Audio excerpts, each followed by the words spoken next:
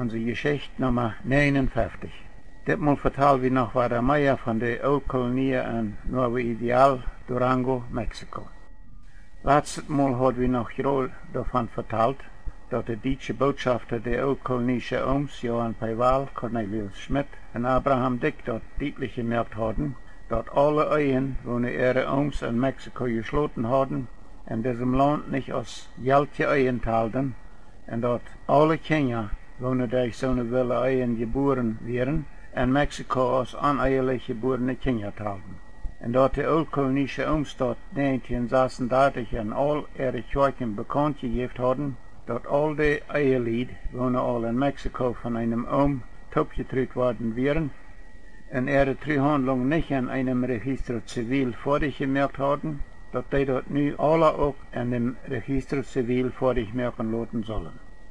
Om de Mennoniten ook daarmee helpen te kunnen, dat zij dort ook in de Register Civil bureaus in Ordnung brengen kunnen, dat de Lied ihre oneierlich geborene Kinder legitimieren können, hadden de Duitse Botschafter sich ook al van Mexikanische Beamten daarover informieren laten, wo zo'n Kinder kunnen legitimiert worden, wann zo'n Lied ihre Treuhandlung mal endlich in einem Register Civil vorgemerken laten worden. En de Duitse Botschafter erklärten den mennonitischen Ooms Johann Peiwaal, Abraham Dick, Cornelius Schmidt en Vorsteher Gerard J. Rempel ook krijgt wo dit alle in Ordnung gemerkt worden kon. Als deze Ooms en de Vorsteher dat thuis alle erklärt hadden, wo dat met de Wille Ehen en met de oneierlich geborene Kinder en Register Civil bureaus alle contract gemerkt worden, dan endlich zagen de Mennoniten ihre geistliche Leider dat aan, dat zij deze zaak zo lang im Stich gestonden hadden en dat alle wordt matten traag gemerkt worden. Zij zeiden de Lied nicht direkt, dat zij schuld daran wären, dat de meeste in Mexico geschloten Ehen nicht Geldje Ehen wären, aber sie merken im Sommer 1936 in jeder Kirche bekannt, dat jeder Polit, woont sich al in Mexico befreit hat, in ihre Treuhandlung nicht auch noch in einem mexikanischen Register Civil hat vorgemerken lassen, die soll dort nu so schwind als möglich tun. Dit ist die Ursache, wo wir in dort in Mexiko mang unser Lied so viel Trüschins jaft, wo ben dort sagt, dat ihr Lied 1936 oder 37 getrüht worden sind. Mexikaner seien so eine Ehen wirklich als Wille Ehen an. Ich fuhr mal selbst, als ich in Chihuahua war, nach dem Rancho Coyachican, da für einen jungen Mann seine Großeltern ihren Trüschin rückzunehmen. Das Mann hat mir einen aufgenommenen Trüschin gegeben, eine Fotokopie, aber die wir nicht zu brücken, für ihn in Kanada einzureichen für sein kanadisches Bürgerrecht, Canadian Citizenship. Und ich hatte all so ein bisschen mein Bedenken darüber, dass das Trüschin nicht ein Abbrecher Trüschin sein wird, dass das ein sogenanntes gekauftes Dokument sein wird. Dabei will ich mal selbst sein, was ich in dem Register Civil Büro in Coyachic finden würde. In dem Rancho Coyachic fand ich dort noch so, dass der Präsident selbst auch der Register Civil Officer war, und der sieht mich kurz. Wenn diese Lied ihre Treuhandlung hier mal wirklich vorgemerkt worden ist, dann kann ich die leicht und schwind einen Original Trüschin merken.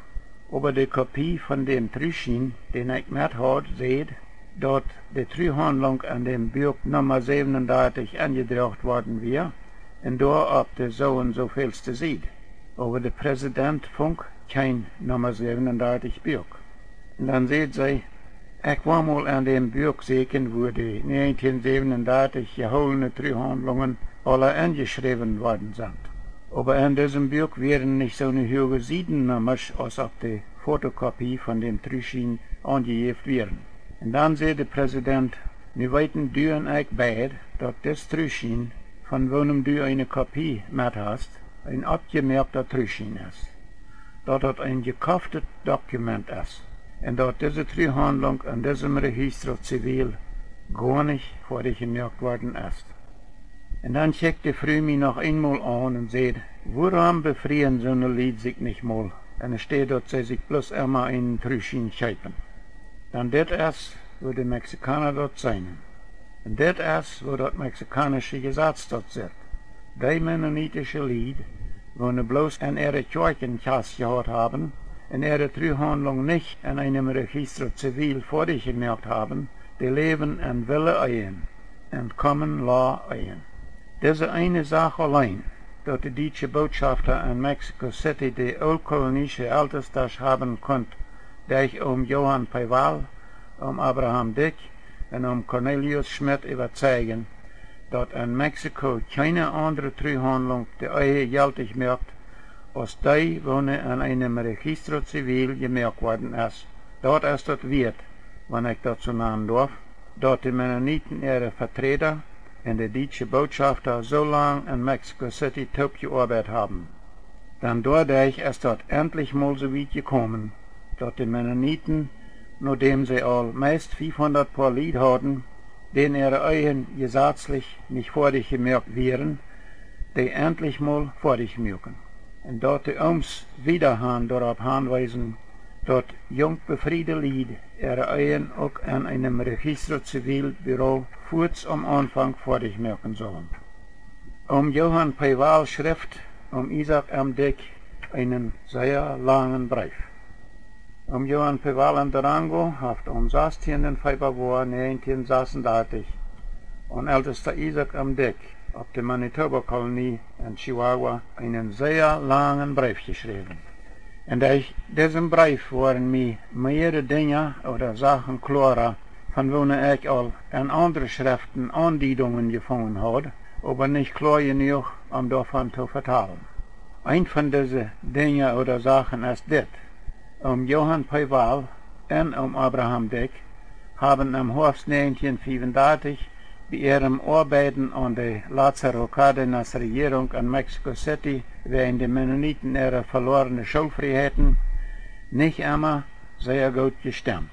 Johann Peival sagt, Abraham Dick hat die Lázaro Cárdenas Regierung in Mexico City durch die Corte Suprema, durch die Supreme Court, dwingen wollte, dass sie die Oberregierung ihr Versprechen holen muss und die Mennoniten ihre Schulfreiheiten weiter zurückgeben. Aber Johann Peival, ist ganz jeden Sohn gerechtliche Zwingen gewesen.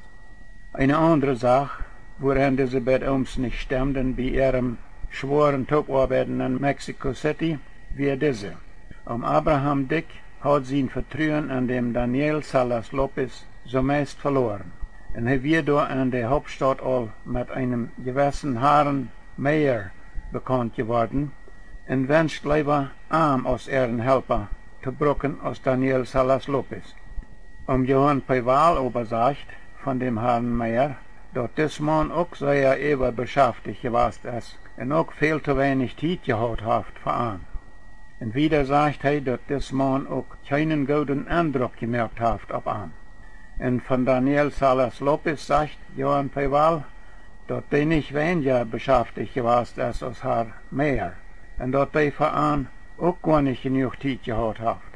Aber Wahl sagt, dass wir kein Mensch in ganz Mexiko, wo die Verhältnisse zwischen den Mennoniten und der mexikanischen Regierung so gut kennt als Daniel Salas Lopez. Und, sagt Wahl wieder, Salas Lopez ist ganz fest davon überzeugt gewesen, dass die Lázaro Cárdenas Regierung kann und wird die Mennoniten noch ihre Bed gewähren, wenn denn ihre geschickte Delegation mit Amtop anholend bleiben wird. Die geschickte Delegation kann ihre Uneinigkeiten in Mexico City aber noch weiter überkommen und dann weiter so wiederarbeiten, als sie dort gearbeitet haben.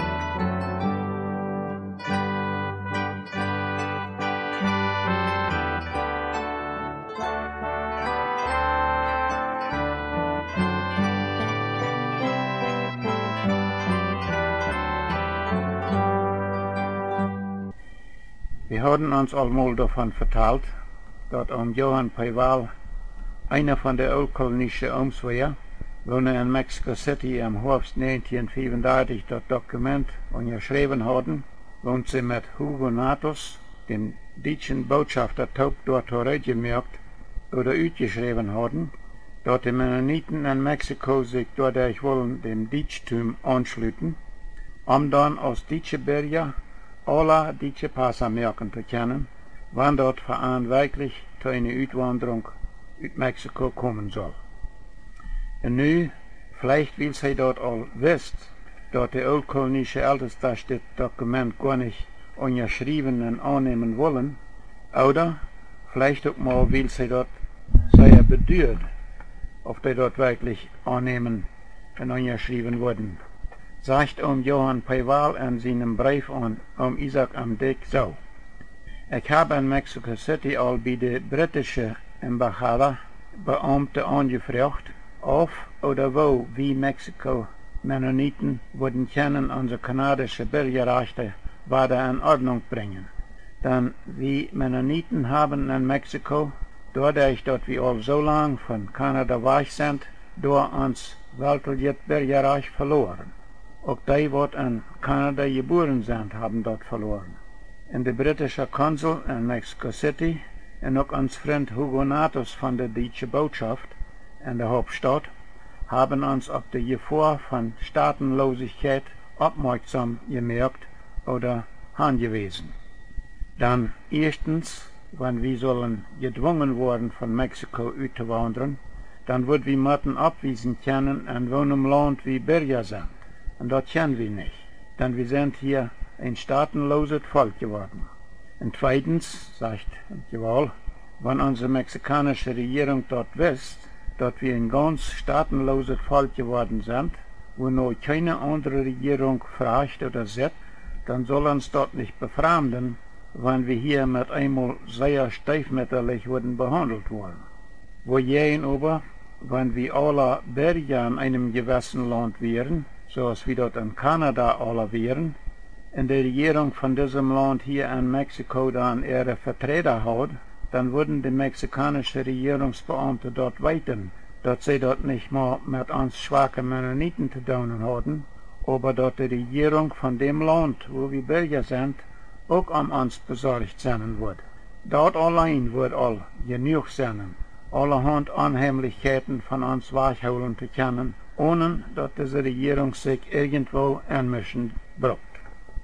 Wenn Johann Peiwal in seinem Brief sagt, dass die Mennoniten ein staatenloses Volk geworden sind in Mexiko, dann ist er daran wohl recht.